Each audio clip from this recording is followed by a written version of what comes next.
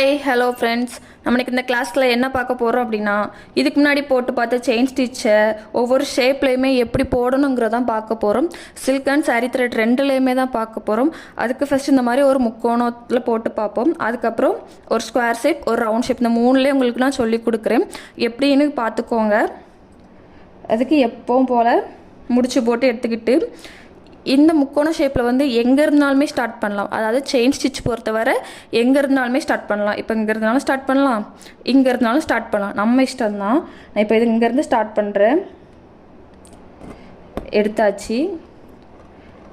எப்பவும் சொன்ன மாதிரி எடுக்காமல் இருக்க மேல் நோக்கி ஒரு லாக் போட்டு டர்ன் பண்ணிக்கலாம். இனி அதே செயின் ஸ்டிச் தான் நம்ம எப்படி போடும், அதே தான், எந்த டிஃப்ரெண்ட்டுமே கிடையாது. நீங்கள் பொறுமையாக போட்டு பாருங்கள். நீங்கள் எப்படி ஒவ்வொரு ஷேப்லேயும் போட்டு பார்க்கும்போது தான் உங்களுக்கு கை ப்ராக்டிஸ் கிடைக்கும். இப்போது நான் இந்த சைடு ஃபுல்லாக போட்டு பார்த்துட்டேன். இந்த லாஸ்ட்டில் எனக்கு முடியுது. அது எப்படி பண்ணணும் அப்படின்னா, இதுவரை போட்டிருக்க செயின் ஸ்டிச்சோட ரொம்ப குட்டியோண்டு ஒரு செயின் போட்டு டேன் பண்ணோம் அப்படின்னா நம்மளுக்கு வந்து அந்த முக்கு வந்து ஒழுங்காக கிடைக்கும். அப்படி இல்லைன்னா இப்போது நான் இந்த டைரெக்ஷனில் போகிறேன். ஸோ இந்த டைரெக்ஷனில் ஒரு குட்டி செயின் போட்டு நான் இங்கே திரும்பினேன் அப்படின்னா அது என்ன கொஞ்சம் பெர்ஃபெக்டாக இருக்கும். பாருங்கள், அந்த முக்கு வந்து நம்மளுக்கு வந்து கிடைக்கும். ஸோ அதான்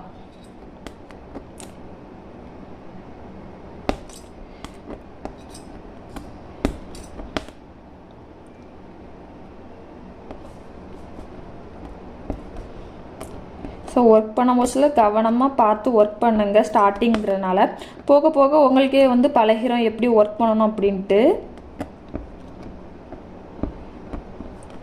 இப்போ நான் அந்த லாஸ்ட் கார்னருக்கு வந்துட்டேன். ஆல்ரெடி சொன்ன மாதிரி தான் நான் மேல் நோக்கி போகிறேன். ஸோ கீழ் டைரெக்ஷனில் ஒரு குட்டியோண்டு செயின் ஸ்டிச்சு போட்டுட்டு மேலே அப்படி டேன் பண்ணோம் அப்படின்னா ஈஸியாக இருக்கும்.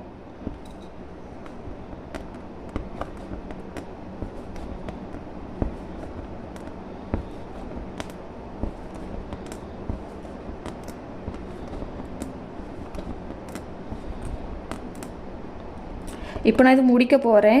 இப்போது இதை எப்படி முடிக்கணும் அப்படின்னா, ஸ்ட்ரைட்டாக, அதாவது இங்கே ஸ்டார்ட் பண்ணியிருக்கோம்ல, ஸ்ட்ரைட்டாக இப்படி வந்தால் முடிக்கலாம். அப்படி இல்லாத பட்சத்தில் இந்த லாக்குக்கு உள்ளார முடித்தா கூட கரெக்டாக இருக்கும். எப்படின்னு பாருங்கள். இதை நான் இப்படியே முடிக்கலாம். அப்படி இல்லைன்னா இங்கே வர கொண்டு வந்துட்டு அதுக்கு மேலே வச்சு முடிக்கலாம்.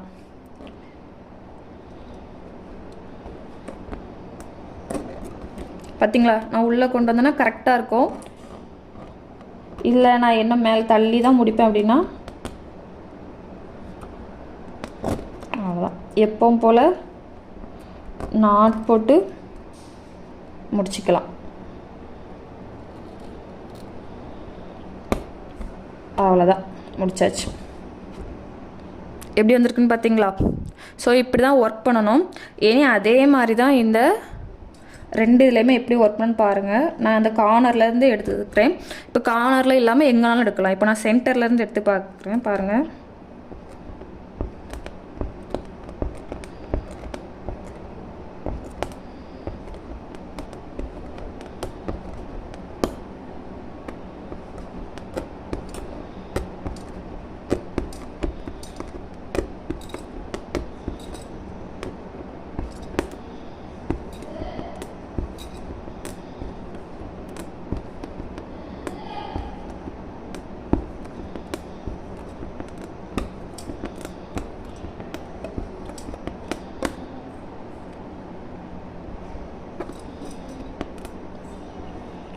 அவ்வளோதான். அண்ட் என்னென்னு சொல்ல மறந்துட்டு, நீங்கள் ஒர்க் பண்ண மோஸ்ட்ல எக்காரத்து கொண்டோ ஸ்டாண்டை திருப்பிடக்கூடாது. இருந்த இடத்துல இருந்தே ஒவ்வொரு டைரெக்ஷனில் இருந்து ஒர்க் பண்ணி பாருங்கள். அப்போ தான் ரொம்ப ஈஸியாக இருக்கும். ஏன்னா பிற ஒரு ப்ளவுஸ் ஒர்க் பண்ண இருக்கட்டும், இல்லை வேறு பெரிய இமேஜில் ஒர்க் பண்ணட்டா இருக்கட்டும், உங்களுக்கு வேறு டைரெக்ஷனில் போனால் நல்லா இருக்காது. இருந்த இடத்துல இருந்து ஒவ்வொரு டைரெக்ஷனுக்கும் ஒர்க் பண்ணி பாருங்கள். இப்போ நான் வந்த இடத்துலேருந்து முடிச்சிட்டேன். ஸோ இதில் ஒரு லாக் போட்டு முடிச்சுக்கலாம். இப்போ ஸ்டார்டிங்கில் இருந்து எல்லா டைரெக்ஷனில் ஒர்க் பண்ண கஷ்டமாக தான் இருக்கும். நீங்கள் எவ்வளோக்குள்ளே ப்ராக்டிஸ் பண்ணுறீங்களோ அவ்வளோக்குள்ளே உங்களுக்கு ரொம்ப நல்லது. அவ்வளோதான். இனி ரவுண்ட் ஷேப்பில் பார்ப்போம். ஒன்றுமே இல்லை, இதே தான். இப்போ எப்படி ஒர்க் பண்ணமோ அதே தான்.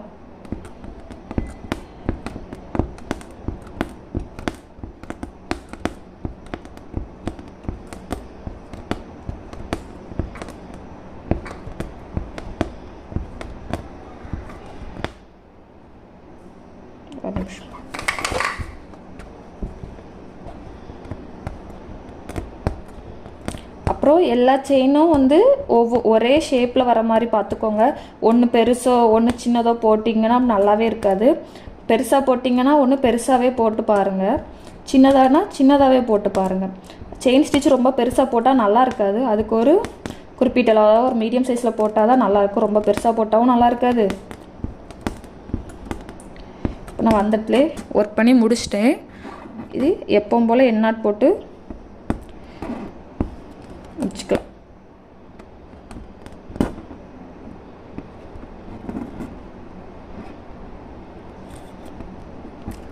அவ்வளோதான். இப்போ நம்ம இது வந்து ஜரி த்ரெட்டில் போட்டு பார்த்துட்டோம். அடுத்தல வந்து சில்க் த்ரெட்டில் போட்டு பார்ப்போம். இப்போ நான் உங்களுக்கு இந்த 3 ஷேப்லேயுமே சொல்லி கொடுத்துருக்கேன். நீங்கள் இவ்வளோ சின்னதாக போட்டு பழகாதீங்க, கொஞ்சம் பெரிய இமேஜாக போட்டு பழகுங்க. அப்போ தான் உங்களுக்கு வந்து இந்த கை ஸ்பீடு கிடைக்கும். இப்போ அடுத்த நம்ம சில்க் த்ரெட்டில் இதே மாதிரி எப்படி செயின் ஸ்டிச்சு போடணுங்கிறது பார்ப்போம். வாங்க நம்ம இப்போ இதை சில்க் த்ரெட்டில் பார்ப்போம். ஆல்ரெடி ஜரி த்ரெட்டில் எப்படி பார்த்தோமோ அதே மாதிரி தான். நான் இந்த கார்னர்லேருந்து எடுத்துக்கிறேன்.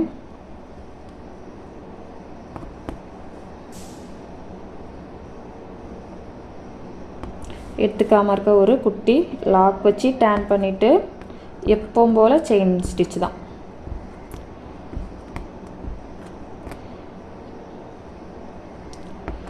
பிசில் அடிக்காமல் பாருங்கள்.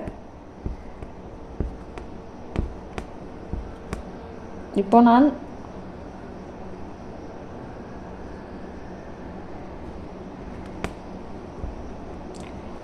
இப்போ எனக்கு இந்த டைரெக்ஷனில் டேன் பண்ணணும். ஸோ நான் இந்த டைரெக்ஷனில் ஒரு குட்டி செயின் வச்சு அப்படியே இங்கே டைரெக்ஷனில் போகிறேன்.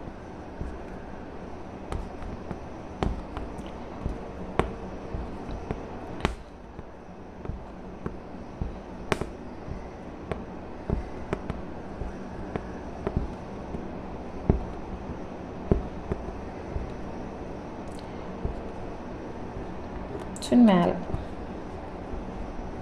இப்போ ஸ்டார்டிங் உங்களுக்கு இவ்வளோ குட்டியாக செயின் வரலாம் அப்படின்னா மீடியம், அதாவது நம்ம ஜரியில் எப்படி கொஞ்சம் பெருசாக போட்டோமோ அதே போல் உங்களுக்கு எவ்வளோ பெருசாக வருமோ இந்த மாதிரி நீங்கள் பெருசாக கூட போட்டுக்கலாம். போட்டு பாருங்கள். அதுக்கப்புறம் போக போக உங்களுக்கு அந்த மாதிரி சின்னதாக வரும்.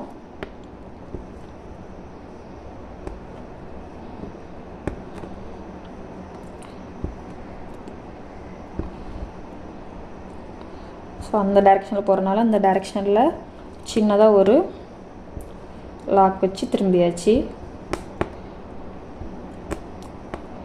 நான் ஆல்ரெடி சொன்ன மாதிரி ஃப்ரேமை மட்டும் திருப்பாதீங்க. ஸ்டாண்டாக எக்காரணம் கொண்டும் எந்த சைடுமே திருப்பக்கூடாது. நீங்கள் இருந்த இடத்துல இருந்தே ஒர்க் பண்ணி பாருங்கள். அப்போ தான் உங்களுக்கு ப்ராக்டிஸ் நல்லா வரும். இப்போ இது நான் ஃபுல்லாகவே முடிச்சிட்டேன். எப்படி வந்திருக்குன்னு பாருங்கள். இப்படி தான் இருந்த இடத்துல இருந்தே ஒர்க் பண்ணணும். சில்க் த்ரெட் ஹேண்டில் பண்ணும் போதில் கொஞ்சம் பொறுமையாக ஹேண்டில் பண்ணுங்க. ஜரியில் ஹேண்டில் பண்ண மாதிரி பண்ணாதீங்க. ஏன்னா இது டக்குன்னு பிசில் அடிக்கும், இல்லைன்னா அத்துட்டு வந்துடும். எவ்வளோக்குள்ள நம்ம பொறுமையாக ஹேண்டில் பண்ணுறோமோ அவ்வளோக்குள்ள நம்மளுக்கு அழகாக கிடைக்கும். முடிஞ்சு எண்ணாட் போட்டு முடிச்சிட்டோம். அடுத்தால நம்ம முக்கோணத்தில் பார்ப்போம்.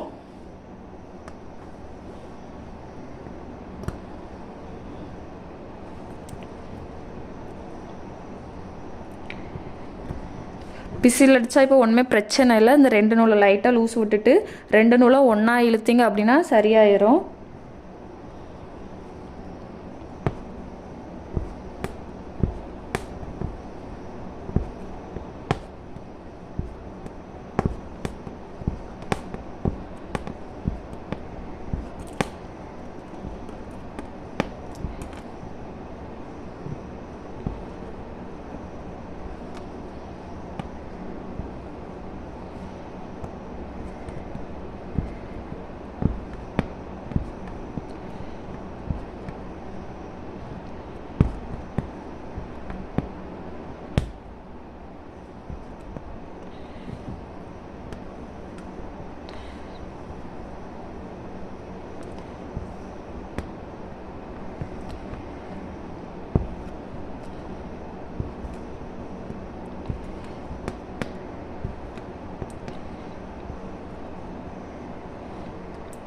அவ்வளோதான். எப்பவும் சொன்ன மாதிரி இந்த மேலே கரெக்டாக கொண்டு போயிட்டு லாக் போட்டு முடிச்சுக்கலாம். நாட் போட்டு முடிச்சுக்கலாம். அப்போ தான் பார்த்திங்களா, எடுக்க நேரம் இப்படி சிங்கிள் த்ரெட்டாக மேலே வந்துச்சு அப்படின்னா நாட் ஒழுங்காக வராது. ஒரு நூலில் மட்டும்தான் லாக் விழுந்த மாதிரி இருக்கும். ஸோ எடுக்கும் போச்சுலேயே 2 நூலும் மேலே வர மாதிரி எடுங்க. அப்போ தான் நம்மளுக்கு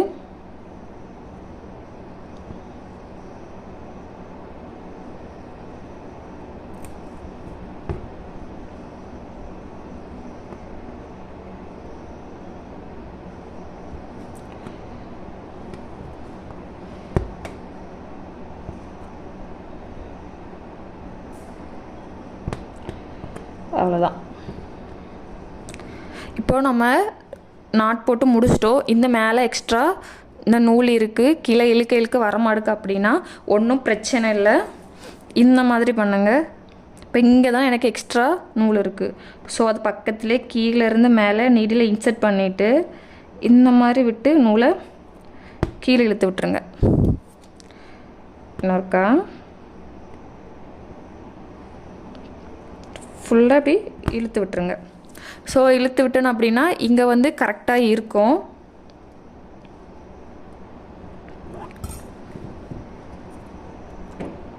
ரவுண்ட் ஷேப்பில் பார்ப்போம்.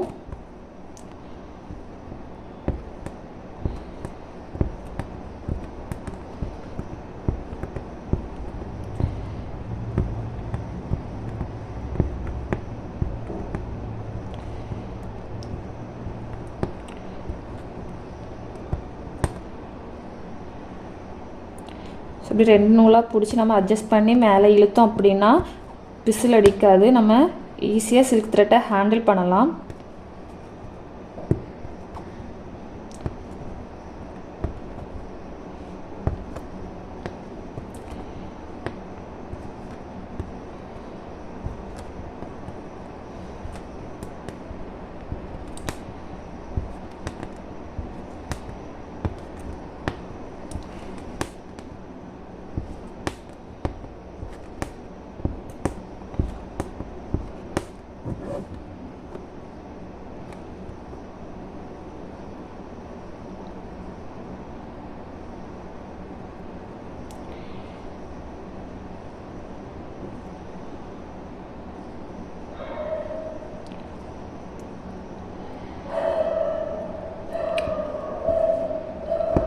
அவ்வளோதான், நாட் போட்டு முடிச்சாச்சு. இவ்வளோ தான். இப்போ நம்ம 2 த்ரெட்லேயுமே ஒவ்வொரு ஷேப்லேயுமே போட்டு பார்த்துட்டோம். நீங்களும் இப்படி போட்டு பாருங்கள், ஒரு இமேஜில் வரைஞ்சி பாருங்கள். அப்போ தான் உங்களுக்கு அந்த ஒவ்வொரு வளைவுலையும் உங்களுக்கு இந்த ஸ்டிச்சு கரெக்டாக வருதா அப்படின்னு நம்மளுக்கு தெரியும்.